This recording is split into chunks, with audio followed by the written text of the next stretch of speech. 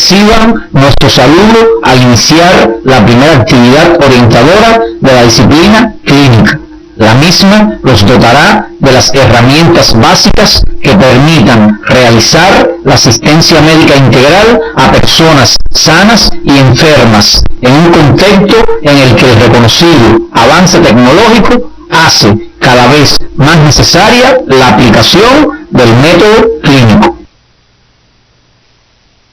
Al concluir la actividad orientadora, serán capaces de reconocer la importancia de la asignatura y su relación con las especialidades que tributan a ello. De igual forma, serán capaces de identificar la importancia del método clínico y sus etapas, como método científico en la atención médica individual. Además, reconocer la entrevista médica como el marco en que se desarrolla la relación médico-paciente, lo que permitirá realizar el interrogatorio y el examen físico, y describir la semiología imagenológica de una radiografía de tórax normal. La disciplina clínica se impartirá durante todo el tercer año de la carrera y consta de 4 asignaturas que son Clínica 1. En ella estudiarán los contenidos relacionados con el interrogatorio, el examen físico general, regional y de los sistemas osteomioarticular, respiratorio y cardiovascular y sus alteraciones, es decir, integra los contenidos de propedéutica clínica y semiología médica. También abordarán contenidos de la psicología médica, el laboratorio clínico y la imagenología, que ayudan y complementan la atención médica individual.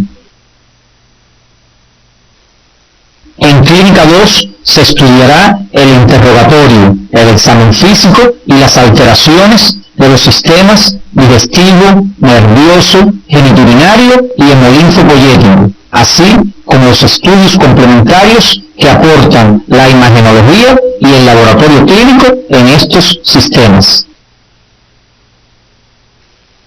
Las asignaturas Clínica 3 y 4 estudiarán los contenidos referidos a los procesos patológicos individuales que rompen el equilibrio entre lo biológico, psicológico y social, es decir, las principales enfermedades de los diferentes sistemas, la correcta indicación e interpretación de los estudios complementarios que apoyan el diagnóstico, evaluación y seguimiento de los pacientes, así como la terapéutica en la solución de sus problemas de salud.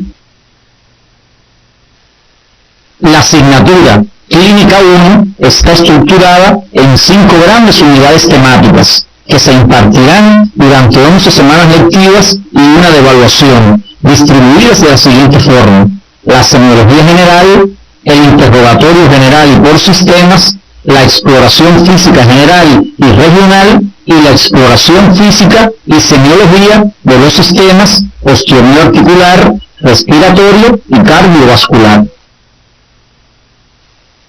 Para el cumplimiento de los objetivos en esta asignatura se incorporan nuevas modalidades dentro del encuentro docente, como son el taller y la clase práctica, que tiene la particularidad de desarrollarse en la primera sesión de trabajo de la semana, en los escenarios docentes, para introducir los contenidos del examen físico normal. La práctica docente se continúa desarrollando en los consultorios populares, añadiéndose otros escenarios, las salas de rehabilitación integral y los centros de diagnóstico integral, donde participarán en nuevas modalidades de la enseñanza de la clínica, como son la consulta médica, las visitas de terreno, los pases de visita a pacientes ingresados en el hogar y en instituciones de salud, las discusiones de casos clínicos, las discusiones clínicas integradas y la guardia médica. Se desarrollarán estancias en los escenarios docentes de barrio adentro en el consultorio popular, donde permanecerán los estudiantes durante 7 semanas. En las salas de rehabilitación integral permanecerán durante una semana y en los centros de diagnóstico integral durante 3 semanas, con estancias en la consulta de urgencia, la sala de observación o internamiento y la de cuidados intensivos.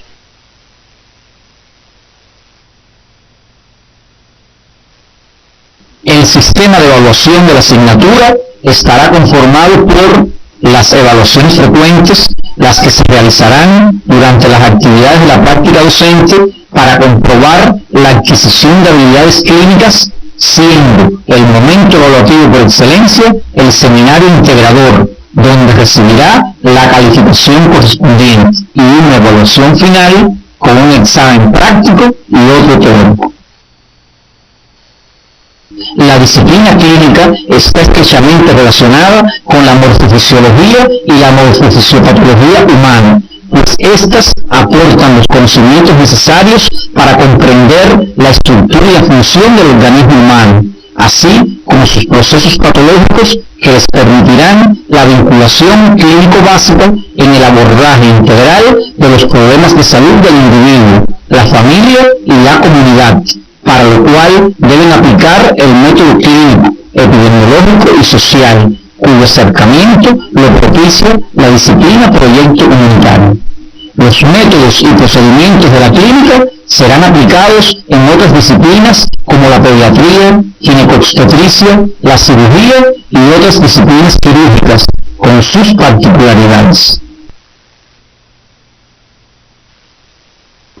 La tarea esencial de los médicos es la del diagnóstico y el tratamiento. La medicina individual existió en todas las épocas.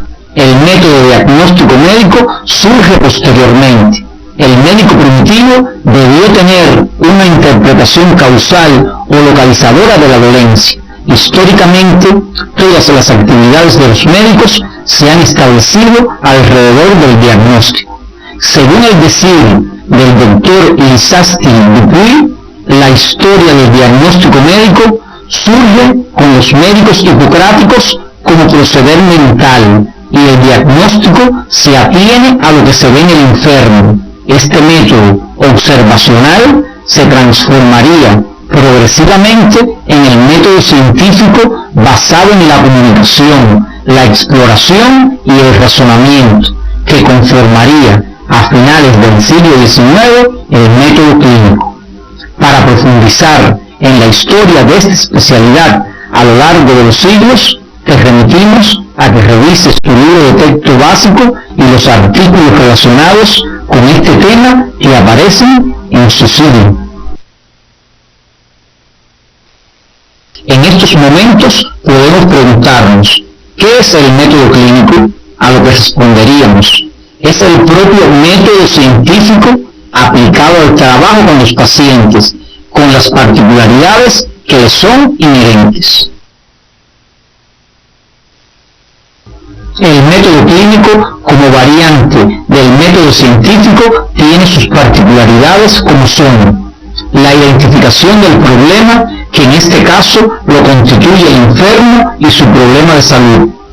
La búsqueda de información básica ocurre a través del interrogatorio y el examen físico del paciente. El análisis del problema y de la información obtenida por el médico permite formular la hipótesis, que en este caso se llama diagnóstico presuntivo. Una vez concluida la investigación, el médico, para corroborar su hipótesis diagnóstica, utiliza la evolución del paciente y los resultados obtenidos en los exámenes diagnósticos indicados. Por último, el médico, una vez alcanzado el diagnóstico de certeza, comunica los resultados al paciente y a la familia e impone el tratamiento adecuado. Estas etapas no se encuentran separadas unas de otras, más bien se entrelazan. En la aplicación del método clínico, un interrogatorio exhaustivo y bien conducido permitirá llegar a un diagnóstico certero. Es por esto que varios autores se refieren a este momento con la preponderancia que éste tiene, como expresa la siguiente afirmación: nunca clínica se aprecia mejor la experiencia clínica, la ciencia, la penetración psicológica y la autoridad moral de un médico que cuando se le escucha mientras interroga. Es precisamente la asignatura Clínica 1 la que ofrecerá las herramientas necesarias para realizar un buen interrogatorio y examen físico de un paciente.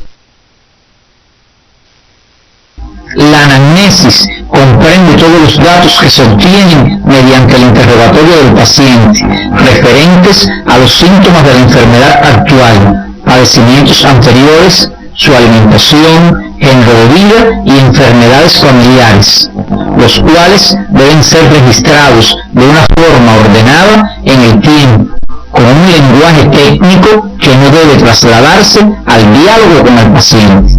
La anamnesis se divide en próxima y remota. La próxima se refiere a la historia de la enfermedad actual y la remota a los antecedentes patológicos personales y familiares. Estos contenidos los profundizarás en el estudio independiente para tu correcta preparación que te permita una participación activa en el seminario integrador de esta semana que abarcará esta temática.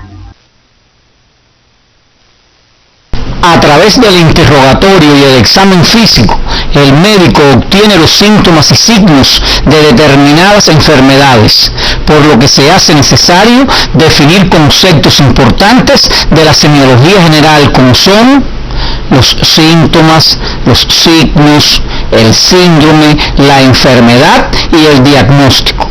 En relación con la definición de los términos síntomas y signos, debemos decir que ambos tienen como lengua base el griego antiguo y que etimológicamente significan fenómeno que acontece o fenómeno que ocurre. En griego ambas palabras son sinónimos, pero desde el siglo XIX se les emplea con sentido diferente. Entonces cabe preguntarnos, ¿qué es un síntoma? Definiremos como síntoma a las manifestaciones subjetivas de una enfermedad, apreciable solamente por el paciente.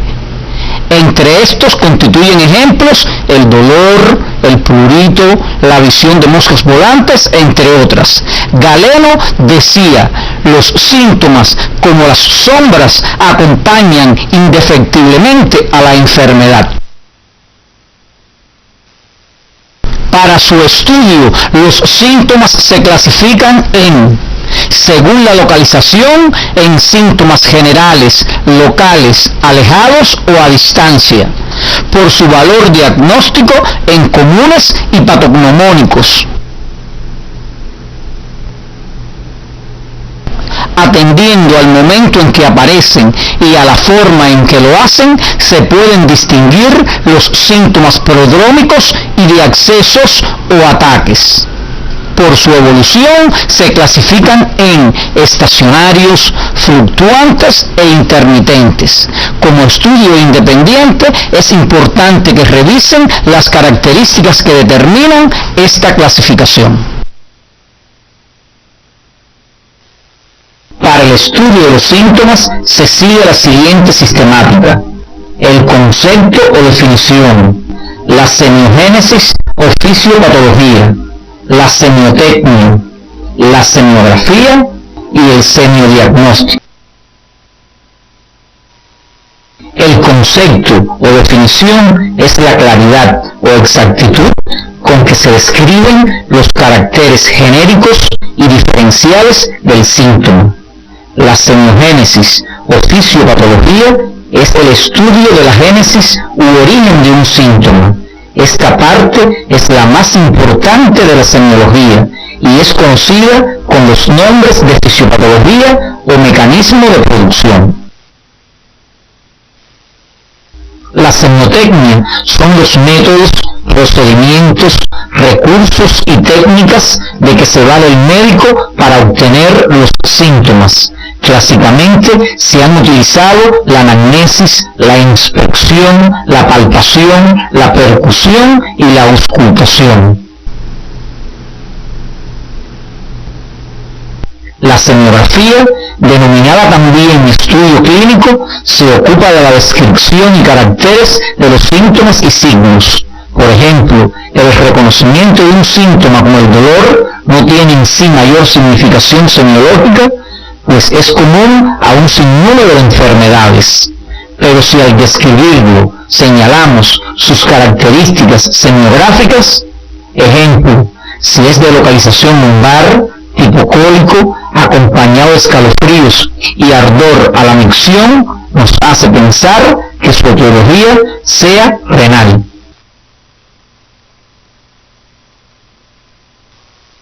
El término de semiodiagnóstico es sinónimo de valor semiológico o significación semiológica, referido en general al valor que tiene el síntoma para el diagnóstico de una enfermedad. De esta definición se deduce que en ocasiones un síntoma podrá orientar hacia un diagnóstico y en otras es común a varias enfermedades, tanto banales como graves.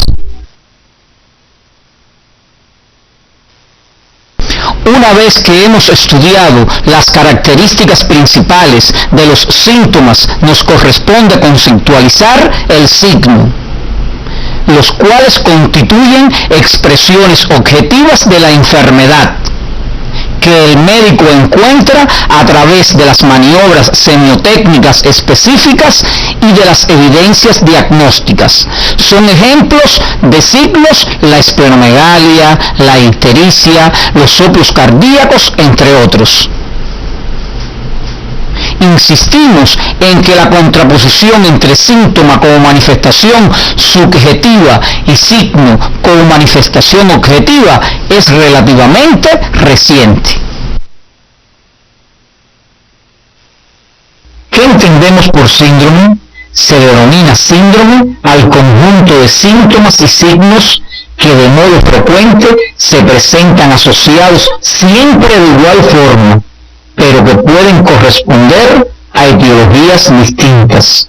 Ejemplo, el síndrome anémico puede ser de variada etiología, como por déficit de hierro, déficit de vitamina B12 o a la destrucción excesiva de los hematíes, entre otras.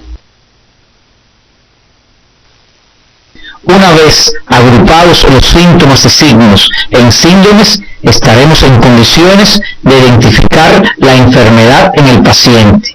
Fenómeno complejo, pues como conocen desde la asignatura Proyecto Comunitario 1, el proceso salud-enfermedad es un continuum donde no es posible en ocasiones determinar cuál es el límite entre la salud y la enfermedad. Se considera la enfermedad un proceso que traduce la falta de adaptación del organismo a los más variados agentes morbosos. Para lograr la identificación o el conocimiento de la misma, se utiliza el diagnóstico. ¿Qué entendemos por diagnóstico? Es el juicio por el que se afirma la existencia de un determinado proceso morboso, que se distingue de otros con los que puede guardar analogía. Para plantear el diagnóstico podemos apoyarnos de distintos procedimientos que se clasifican en diagnóstico por intuición, diagnóstico por comparación, diagnóstico por raciocinio y diagnóstico por hipótesis, los que puedes revisar y profundizar en el libro de texto y observar cómo el médico los aplica en la práctica médica.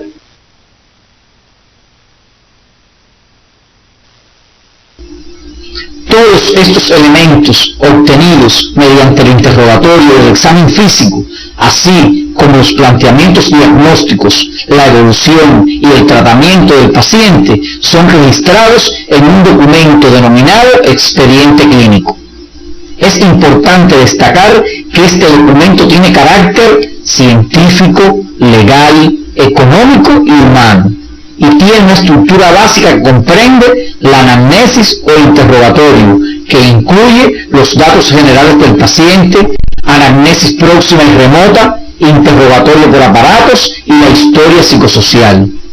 Otros componentes son el examen físico, resumen sindrómico, las consideraciones diagnósticas, la evolución, las medidas terapéuticas y la epicrisis o alta.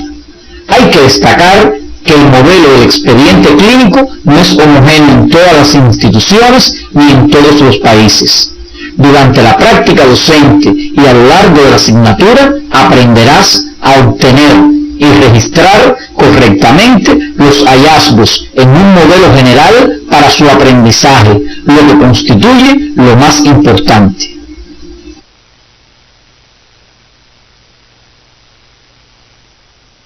Como ya fue referido, la historia psicosocial forma parte del interrogatorio y se realiza en una entrevista abierta, no estructurada, con la mayor privacidad posible, para lo cual se debe establecer una relación efectiva y positiva con el paciente.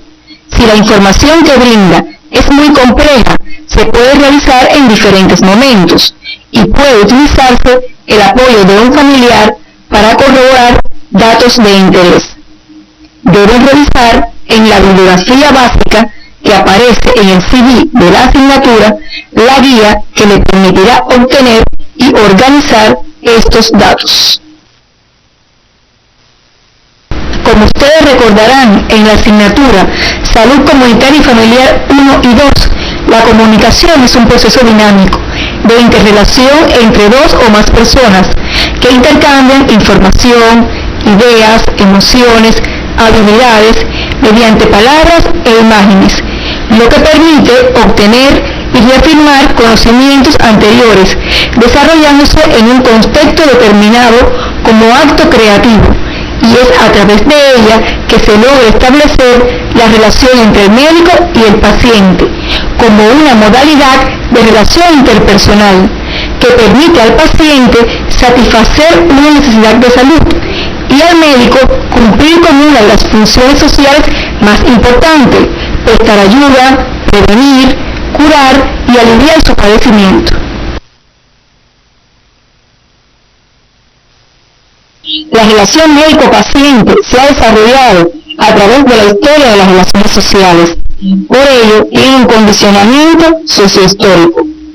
Se produce un intercambio en la relación entre el médico y el paciente, donde se refleja todo el sistema de relaciones sociales que ambos han establecido, las condiciones en que se han formado y tiene como premisa fundamental la conservación de la vida y la salud.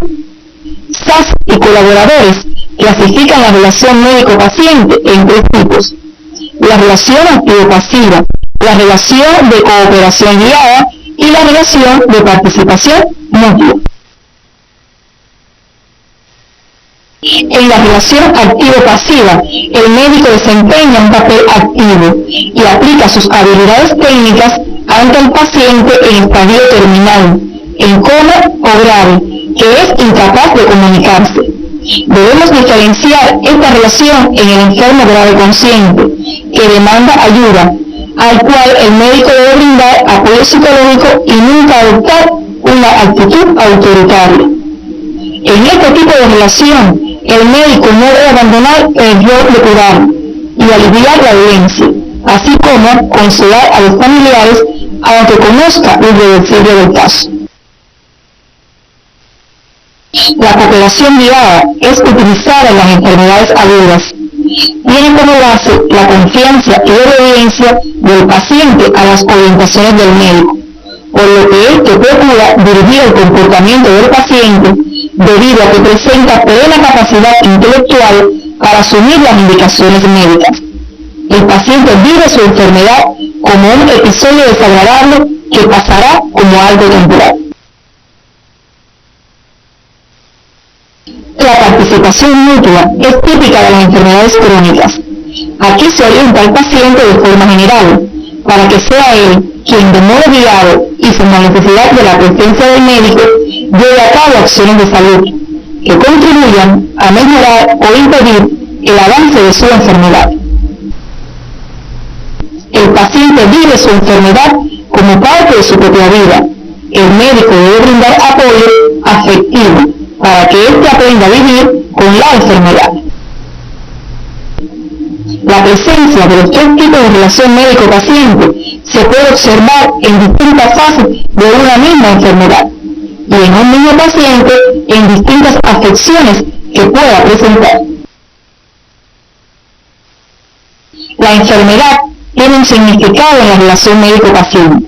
Esta depende de la valoración que tiene el paciente, lo que se conoce como cuadro interno de la enfermedad o cuadro autoplástico de la enfermedad, y es la percepción subjetiva que el paciente tiene de su trastorno.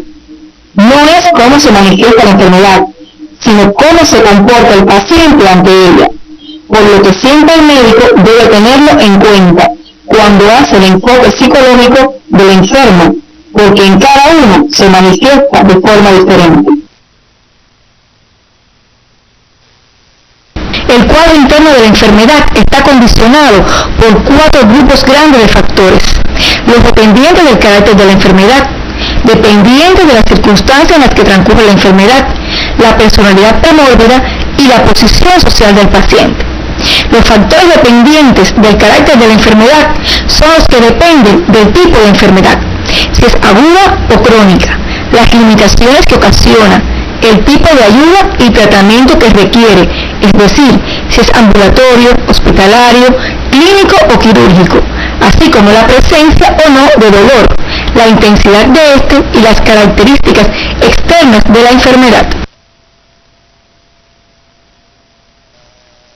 Los factores dependientes de las circunstancias en las que transcurre la enfermedad contemplan, en primer lugar, el grado de preocupación e inseguridad del paciente que puede acompañar el desarrollo de la enfermedad en relación con el trabajo, la familia y el médico que lo atiende.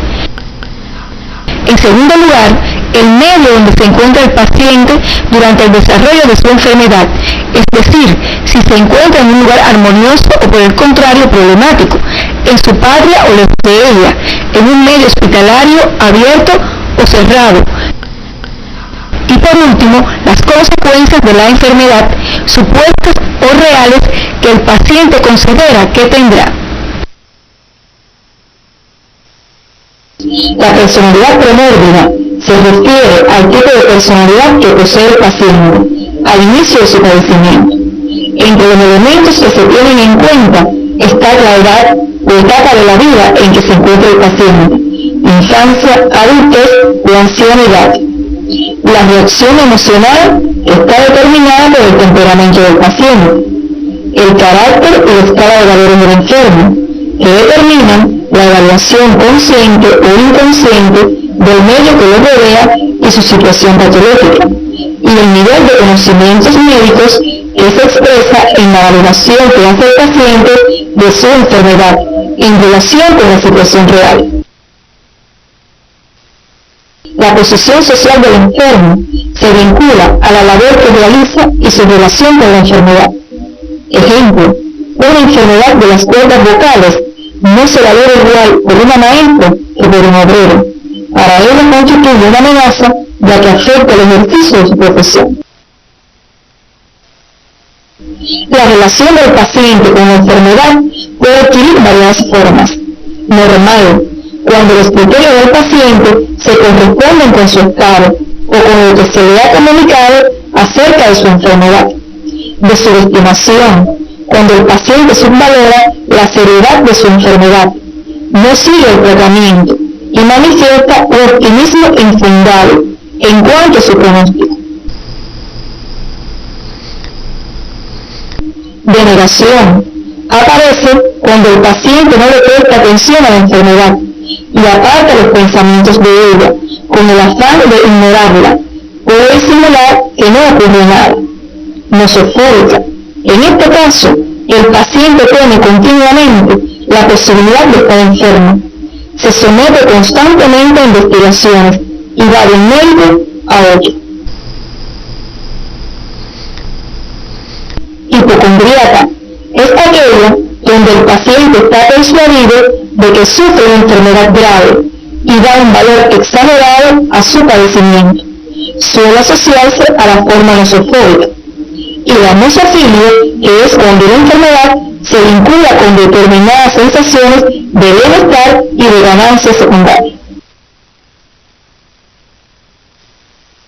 Hasta aquí hemos estudiado los aspectos más relevantes de la relación médico-paciente, la que se produce durante la entrevista médica, y es el marco temporal, espacial y metodológico donde se desarrolla la mayor parte del ejercicio asistencial de nuestra profesión. Recuerda que, durante la entrevista, el médico debe saber escuchar, observar mientras escucha, interrogar, enseñar, orientar y dirigir la atención integral al paciente. Las etapas de la entrevista médica son las siguientes. La recepción, en la que ocurre el recibimiento del paciente, es el momento de iniciar la relación. Se le debe llamar por su nombre, saludarlo y mostrar una actitud afable y de respeto. La identificación, se obtienen datos generales como la edad, estado civil, ocupación y procedencia, los que brindan elementos relacionados con la enfermedad. El interrogatorio es considerado una de las etapas más importantes de la entrevista médica. En él se obtienen los datos del motivo de consulta, la historia de la enfermedad actual, los antecedentes familiares y personales, los hábitos tóxicos y la historia psicosocial, así como datos acerca de la sintomatología para el establecimiento del diagnóstico. El examen físico es la etapa más importante para el paciente, ya que éste considera indispensable un buen reconocimiento. Se debe transmitir seguridad al enfermo y el médico debe evitar cualquier expresión que indique hallazgos de una afección severa. Los exámenes diagnósticos adquieren relevancia para los participantes en la entrevista. Se deben cuidar las expresiones verbales y extraverbales sobre cualquier duda en los resultados de los mismos y evitar las tensiones que provocan, explicando el objetivo de su indicación. En la etapa de información, el médico debe comunicar al paciente de manera adecuada la enfermedad y su pronóstico. Las medidas terapéuticas es la etapa culminante de la entrevista. Se tienen en cuenta los aspectos psicológicos, biológicos y sociales sobre la base de la historia integral que se ha obtenido. Finalmente, la despedida, que cierra la entrevista, donde utilizas frases que brindan confianza, mensajes para disminuir la ansiedad del paciente y se sugiere un estrechón de manos cuando el mismo se retire.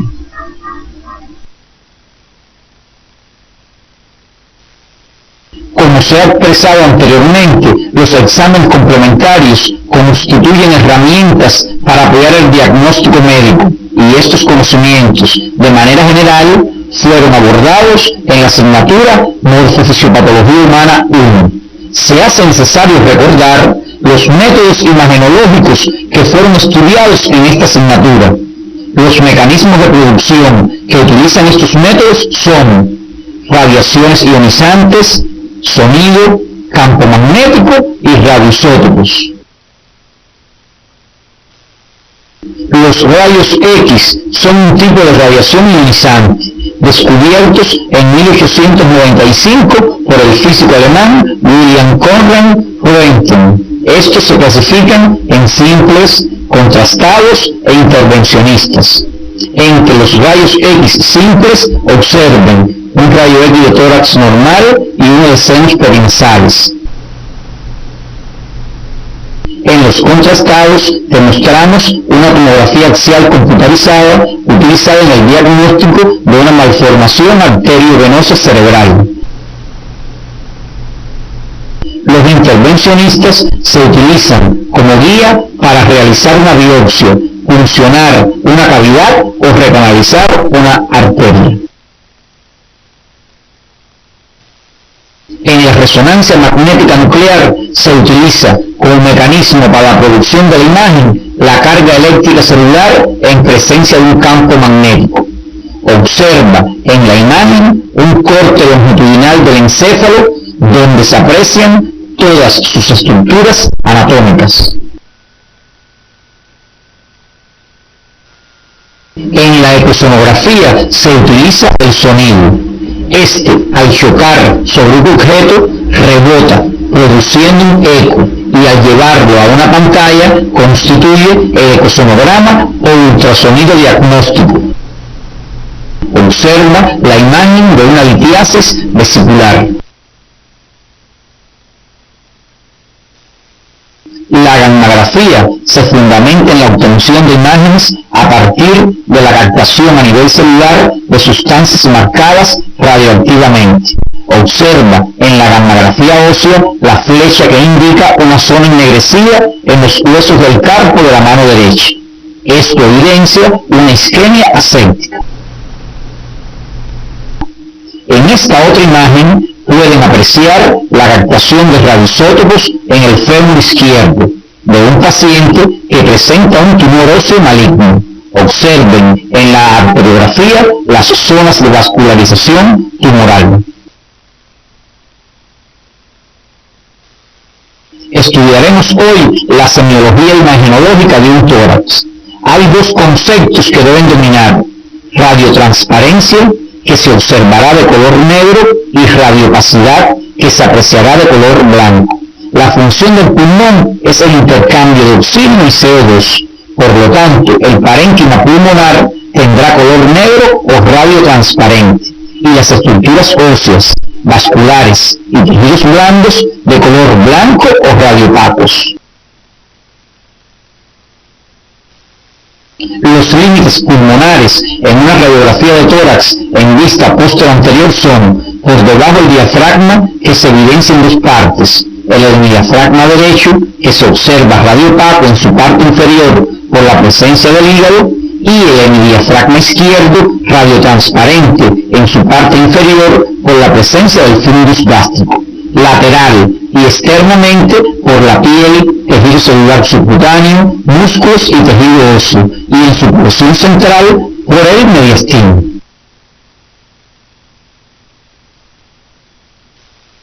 La distribución regional del pulmón es la siguiente: el vértice del pulmón, la región infraclavicular, el ilio pulmonar, las regiones parailiares internas y externas y las bases pulmonares. Además, la pared torácica y los hemidiafragmas forman dos senos, denominados senos costofrénicos derecho e izquierdo, y el corazón con los hemidiafragmas forman los senos cardiofrénicos derecho e izquierdo. La tráquea aparece centralmente y superior, el mediastino centralmente, y en la pared costal se verá que los arcos posteriores son los más visibles en la radiografía de tórax por su alto contenido en calcio. Entre los arcos costales superiores e inferiores se encuentran los espacios intercostales. Los omóplatos en una buena técnica deben caer por fuera del tórax. Ambas clavículas, el manubrio esternal y en las mujeres las sondas mamarias.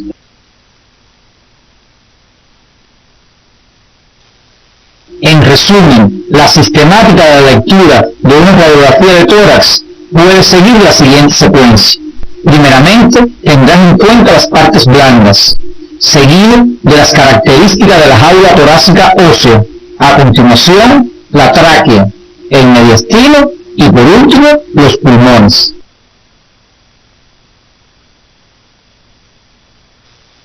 Como estudiaron en la asignatura Morfofisiopatología Humana 1, el diagnóstico por el laboratorio clínico constituye una herramienta fundamental para corroborar o rechazar las hipótesis planteadas ante la situación clínica de un paciente.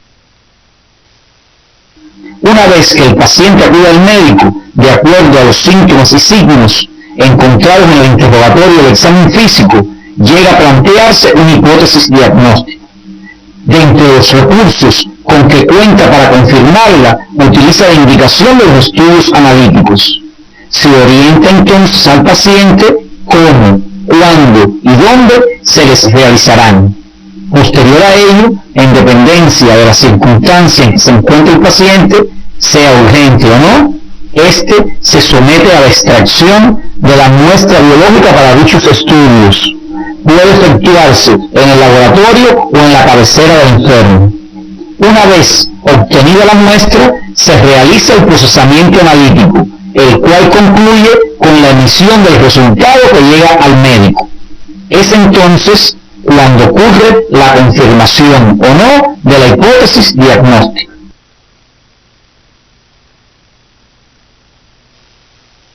Una vez seleccionados los estudios de laboratorio clínico a un paciente, se deben tener en cuenta los siguientes aspectos.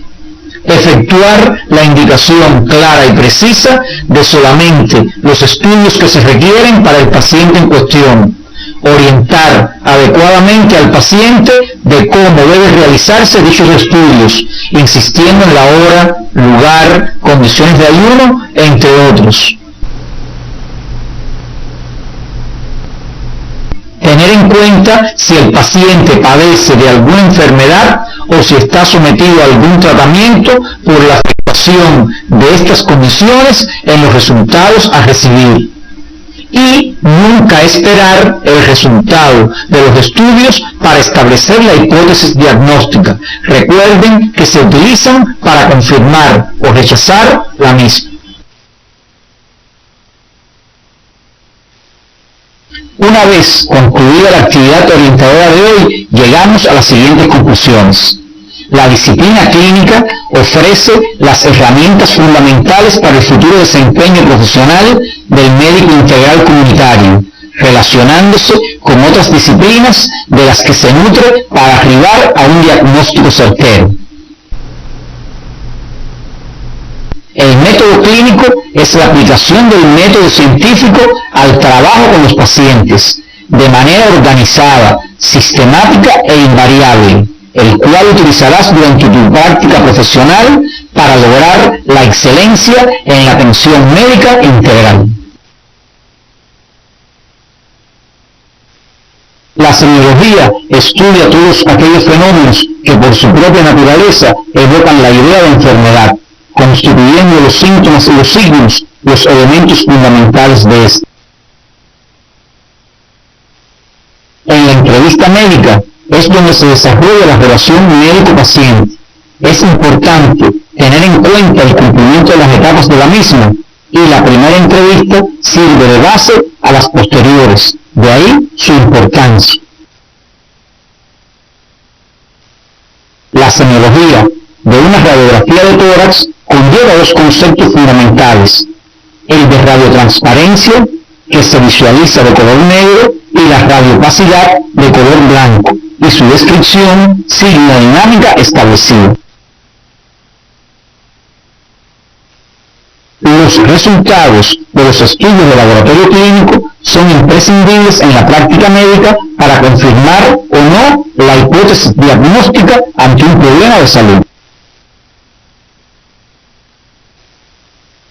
Para dar continuidad al interrogatorio como parte del expediente clínico, abordaremos durante la próxima semana el contenido correspondiente al interrogatorio por aparatos o sistemas, su importancia, e iniciaremos el estudio de los contenidos referidos a las técnicas básicas de exploración y las principales alteraciones del examen físico general, donde la inspección constituye la técnica por excelencia para el desarrollo de este.